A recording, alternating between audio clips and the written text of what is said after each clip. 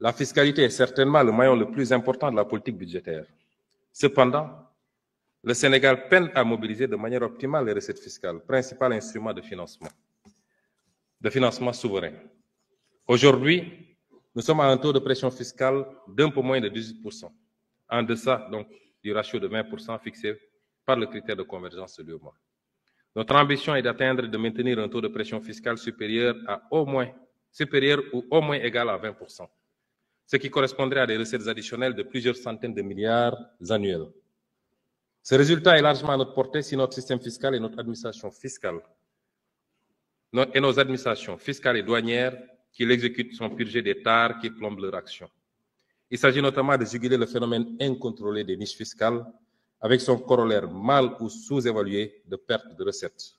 Monsieur le Président de l'Assemblée nationale, honorables députés, dans le cadre de l'ambitieuse réforme fiscale que je propose, mon gouvernement s'engage ici et maintenant à formuler et à mettre en œuvre des mesures fortes de rationalisation des dépenses fiscales afin de réduire progressivement l'impact des exonérations sur la mobilisation des recettes, tout en restaurant des marges budgétaires pour le financement de notre politique économique et sociale. Notre politique fiscale conciliera le besoin de mobilisation des recettes fiscales à la politique de promotion des investissements dans le pays.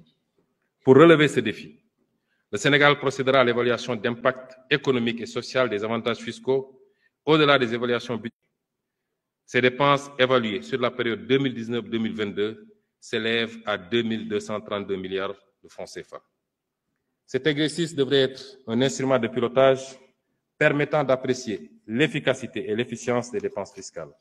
Ainsi, nous élargirons le périmètre de l'évaluation des dépenses fiscales, c'est-à-dire celui des mesures recensées et évaluées, à travers l'audit exhaustif de toutes les mesures tendant à baisser le poids de la fiscalité pour une activité économique ou une catégorie socio-professionnelle de citoyens contribuables.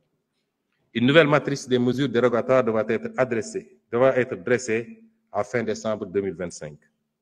Le gouvernement travaillera également sur la rationalisation des exonérations relatives, premièrement à l'impôt sur les sociétés des cimenteries, l'impôt sur le revenu, notamment par une réactualisation du barème progressif, aux consommations de la tranche sociale des livraisons d'eau et d'électricité, pour ne viser que les consommateurs les plus défavorisés. Les nombreuses conventions fiscales conclues par le Sénégal seront également examinées. Au terme des divers recoupements, à ce jour, le Sénégal disposerait de 18 conventions fiscales bilatérales en vigueur. Cette politique est un véritable boulevard à la fraude et à l'évasion fiscale. C'est pourquoi, conformément aux directives du Président de la République, nous procéderons au retrait du Sénégal de toute convention bilatérale avec un paradis fiscal et renégocierons les clauses défavorables des conventions conclues avec des États à fiscalité normale lorsque ces conventions nous sont défavorables. Nous lancerons le chantier de la rationalisation des mesures dérogatoires éparpillées dans plusieurs textes, le Code minier, les zones franches industrielles, le régime d'entreprise France d'exportation, le Code pétrolier, le Code des télécommunications, le Code des investissements, et le rapatriement dans un seul corpus, qui est le Code général des impôts, qui sera un chantier prioritaire.